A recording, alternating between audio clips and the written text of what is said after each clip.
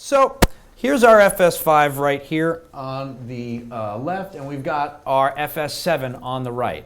If you want to think about the parents for these cameras, if we use such an analogy, externally, body-wise, the FS5 and the FS7 are related. Their buttons are in very much the same places. It's as if if you put an FS7 in the wash and it accidentally got shrunk, that's physically what the FS5 is going to feel like. Internally, though, the actual core engineering, the features you're going to have available to you are much, much closer to the FS700. Now, if you guys, who here has ever played with an FS700? Just get an idea. All right, you guys are aware. That was that little boxy camera of Sony's. 50% of people loved the shape of it. About 50% of the people hated it. And its whole claim to fame originally with the FS700 was that it was a high-speed camera. It could shoot up to 960 frames per second using buffer technology. And that's actually what lives under the hood here in the FS5. Its menu system is different from the FS7. It'll drive different. It has a lot of core things in common in the sense that the same imager, the same badass solar panel that is in the FS7 is the same one that's in the FS5. And where that FS7 got that from is the F5. So that is the second kid in the top of the family in terms of image making. And that's just the solar panel, though. That's the semiconductor, the imager. What changes in each of the cameras is what's behind it. That's the processing, that's the calculator, that's the computer that's going to get that information off of your imager and figure out what to do with it. The other thing that's going to be different in that signal path and what you're going to get is the codecs you have available to you. So, and we'll get into that. So here's some of the basics things here. The imager is 4K. It has a full 4K complement of pixels on it, and it's 12 million megapixels deep at the imager. What this means is that we have 14 stops of dynamic range available to us. Not 13, not 15, well, you can shoot 13, but we have 14 max available to you. This is one of those things that, especially if you're doing your research on the internet and you're looking up terms like dynamic range and you're just trying to get an appreciation for what that really means, if you've ever seen a grayscale chart, kind of like what you're looking at on that little guy right over here, you see we have white, gray, slightly darker gray, and black.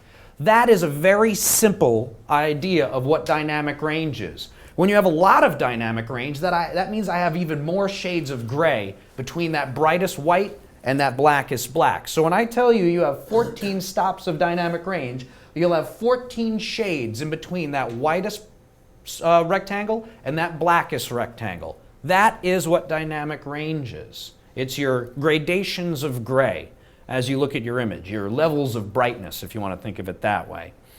And we spec EI, which is a term that comes over from film and also digital still cameras, and it's a way to measure sensitivity. And what we spec currently as for this camera is a 3200 base ISO, which, if you're familiar or not too familiar with what these ranges might mean, 3200 is pretty dang high when it comes down to a starting sensitivity for a camera. Like things like the F55, which is one of the biggest kids we've got, $35,000 camera, no lens, no viewfinder, no battery. That actually, its base sensitivity is 1250. So this camera actually does have a certain advantage when it comes to low light sensitivity. And then this other stuff you see here, this S-gamut, cine stuff, I'll explain that. But when you see the word gamut in your video camera menus or in a description of a camera, gamut is just a video-specific way to talk about color. That's really what it means. When you say gamut, that means what box of crayons am I going to use to color in my picture. You might be familiar with something that we call Rec 709. You might have had producers or clients say, well, at the very end of this whole thing, I need to be Rec 709 for my color. I need to have that specification met.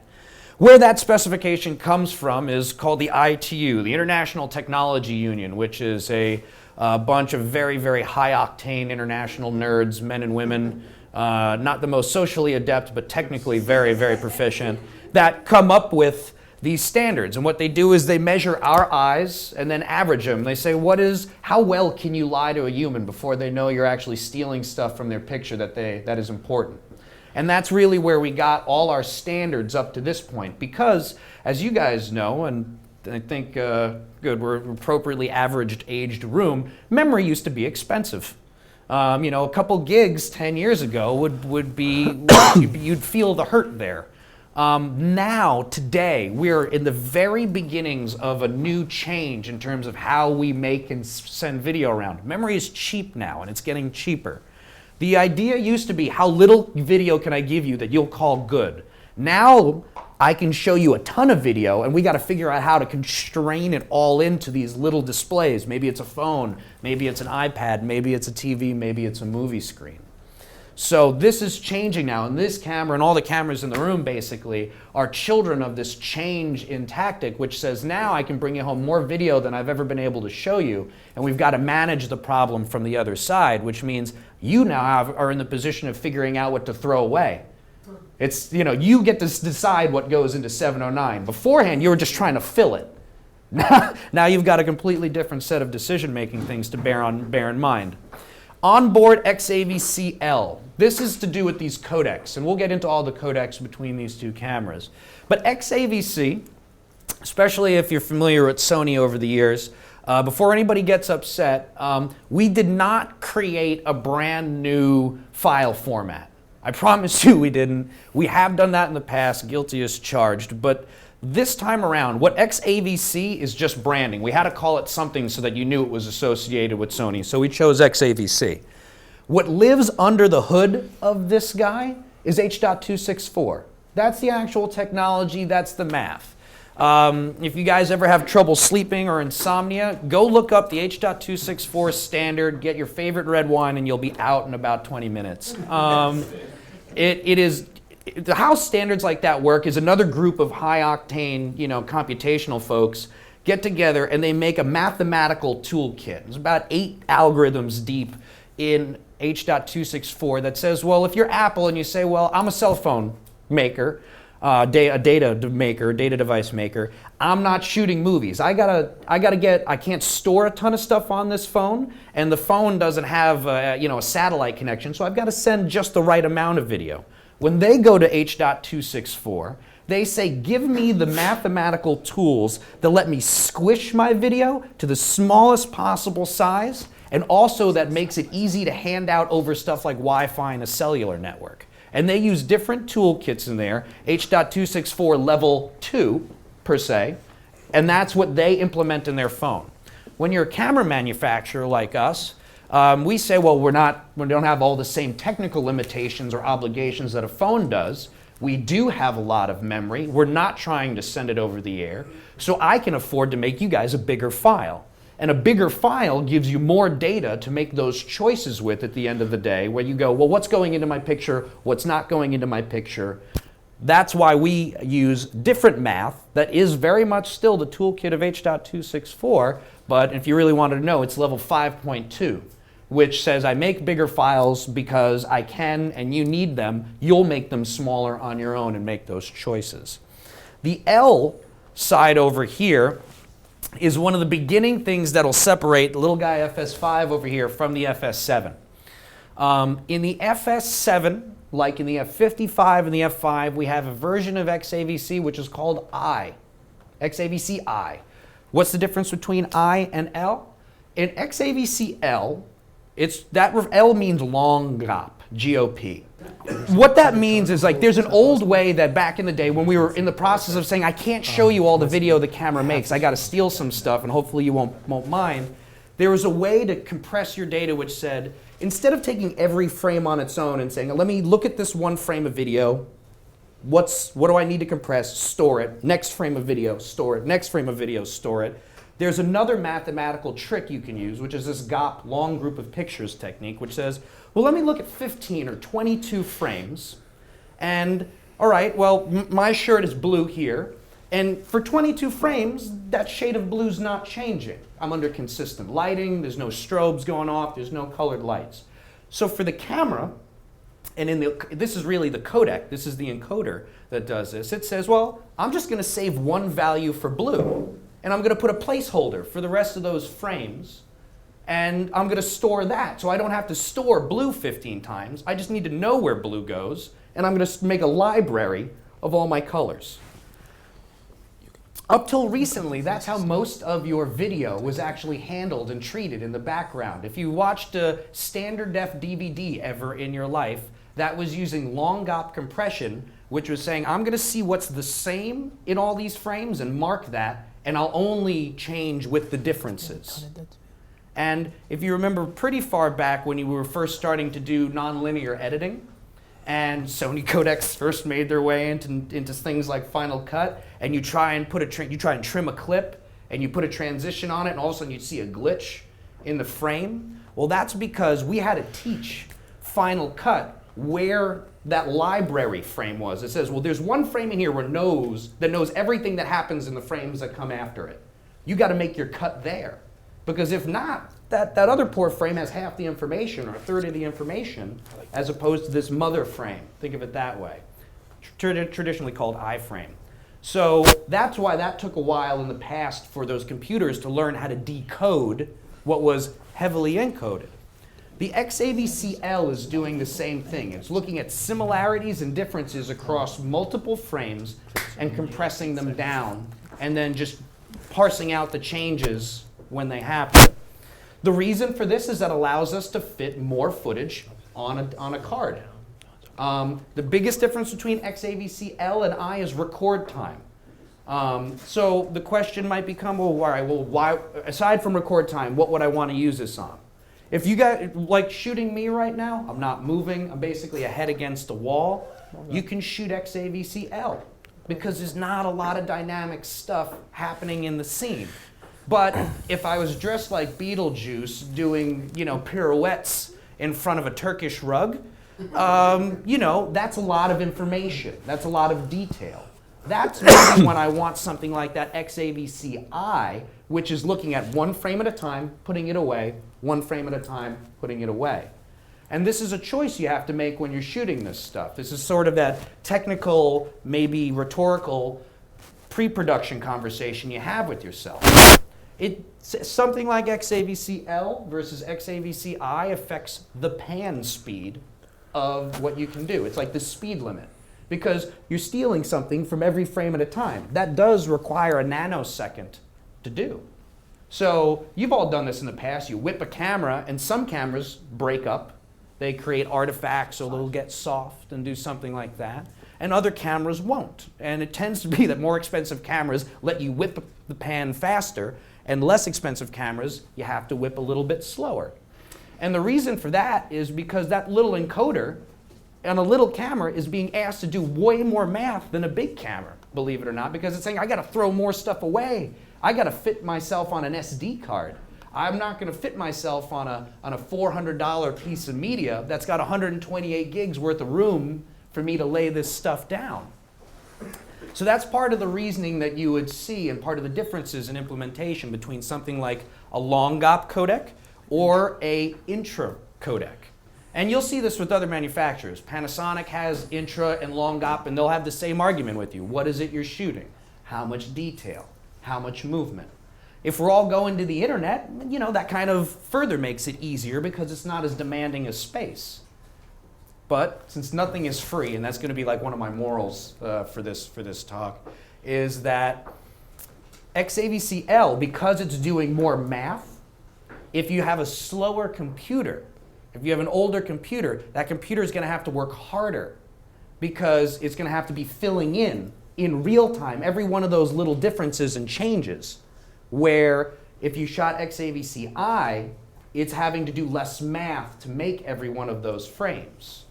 But the difference is you'll have 100 megabits worth of video per second in XAVC-L, and you'll have as much as 600 megabits per second in XAVC-I. So it's a balancing act. So you might need a better processor to do one, but you might need more memory to do the other and not as good a processor. So again, nothing's free here. We're all kind of living in a balancing act of what resources do I have versus what goals am I trying to achieve. So bit depth is generally going to dictate the limit of small detail. It's like what canvas you're painting on. Am I painting on fine linen or am I painting on burlap? Because that's going to affect the texture of my video. So that's what bit depth has to do with your picture and to your picture. Now, MPEG right over here, this is XD-Cam 50 meg 422, the stuff that comes out of our shoulder cameras that shoot news, for Discovery Channel, they do nature stuff. That's an 8-bit codec. And I don't want to poo-poo 8-bit. It's not that less is infinitely not good for you. Titanic was all 8-bit at the end of the day. Just throw that out there for the sake of perspective. But when you do 8-bit, and if you've ever looked at video and you see those bands of stuff, like these like subtle, almost opaque bands, what you're looking at is the bit depth in the video, or the lack of the ability for it to be rendered. As you can see here, 16-bit doesn't have those bands. 8-bit does. If you guys, most likely all you have MacBooks. If you ever want to test the bit depth capability of any of your cameras, shine a nice bright light into the top of your MacBook. It's that nice silver color. It's extremely hard for video to do because it stresses the level of detail that any camera or codec's capable of. Shoot that under bright light, put it on a screen, and you'll begin to see banding when you do it. And that's just showing you the limits. Now, to be fun, even make it even weirder for you guys, projectors. Everything you deal with digitally has a certain bit potential. So this projector is 8-bit, right? And now it's funny, think about this. This is a 16-bit sample. This is a 16-bit image I shrunk and put over there. That's an 8-bit one. This whole projector is 8-bit. There's not 16 bits coming out of here. But it's that difference of when I start with a higher resolution, I can sneak and survive being squished more and more and more and more. That's why I can show you the suggestion of what 16-bit looks like in 8-bit. This is one of those things that you're going to have to bear in mind. You know, if you're saying that this project I'm going to do, I want to be evergreen. When we're watching this on holograms on the moon, I want my video to be able to be as good as it can be at that time. This is when you have that conversation of how good a master do I want to pay to make? And there's a limit to that. Reality will quickly function in unless you've got a wonderful benefactor or if you won that last recent lotto. You know, this is the producer side. This is the business side of the art. What can you achieve and still get the project done? But I just want to put this in your head for when we start dealing with stuff like bit depth. And then, of course, in something like the FS7, we have 10-bit available internal. So that steps up one. So remember, 8-bit is 256, 10-bit is 1024. So the difference between 8 and 10-bit is pretty appreciable. But the difference is that, again, if you're shooting me, just a head talking against the wall, we're not stressing that bit depth. Where you might begin to see that difference is you said, all right, well, I'm going to shoot Joe on a wall in 8-bit. I'm going to shoot Joe on a wall in 10-bit. All right? Where you're going to start seeing that difference is, well, if you try and take the 8-bit and blow it up to a 50-foot movie screen, all right, now you're stretching that a bit far. The 10-bit will stretch further. Let's say you're trying to do a green screen composite, right? And you've got somebody with hair like me that's not a clean edge, right? Well, 8-bit means that you only have 256 steps of detail when you're trying to pull that mat around my face. If I have a 10-bit video signal, well, I have more than double the amount of gradation details I can go to. So pulling a 10-bit green screen key is easier than pulling an 8-bit. But nothing being free, you got to make sure that the green screen equipment or computer program you're using is even capable of 10-bit. Because if not, what's that computer going to do? Throw 2 bits away right off the top. So what was the point of it anyway? You know, so there are all these I's and T's to kind of think about dotting and crossing. But once you know what bit depth is, all you need to know is ask the question for every point in your chain going, well, did you steal any bits from me anywhere in there? Because I tried to do this at 10-bit. I just want to make sure that, you know, like when I get to my client's office, they don't have like this little hoopty computer that's going to take something I spent all this time doing in 10-bit and then maybe smush it down to 8-bit where it's like, well, I didn't see banding in there. You know, I didn't create, that artifact can be made of the screen, not necessarily in your video. These are sort of the things to manage when you're dealing with these cameras that have, you know, a limit to how hard they can punch. We've worked pretty hard to make sure that this camera borrowed a lot from the history of cameras we've made.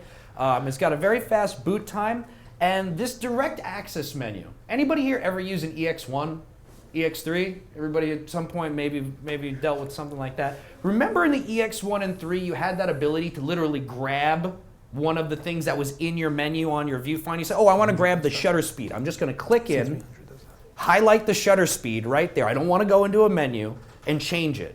That direct menu is back in the FS5. So you don't technically need to jump into the menus to change things. If you have the shutter in the stuff you can see in the viewfinder, you have access to it, which is a nice feature. We've also got this clear image zoom, which is pretty cool. We'll get into that. 2K center crop, variable ND, and the smart grip. Each of those are kind of fun. I promise they won't be crazy boring. First things first here, just so you guys know, my intro line to this is good artist copy, great artist steal. When the Alexa came out, they did something really cool with their heating and cooling system. They environmentally sealed the imager from the environment of the rest of the camera. It's sitting in its own kind of bubble. And then instead of having a fan whipping around in the camera, what they did was they ran these heating pipes filled with a particular kind of gas that when you electrify it, pulls heat out of the camera. It's similar actually kind of how your refrigerator works to a certain extent. And we have adopted that in our cameras since. And it means that as cooling goes, you have less fan noise, it's much more stable, and the idea of getting dust on your imager gets way harder because it is environmentally sealed from the rest of what could be in the air inside the camera. And this is just an illustration of that. The other goal for this camera was, between the 5 and the 55, and as we were moving down in price point, we fairly were told by customers, it's like, well, you're going to ask me to spend anywhere between $5,000 and $10,000 for a camera. I'm not going to go spend another $5,000 on a rig for the dang thing. Like, I want my camera to be kind of all complete when I buy it. That was very much part of the design logic for the FS5. So this is it without anything. And if you guys haven't had a chance to deal with it, this is the camera on its own. Feel free to pass it around. Please don't drop it.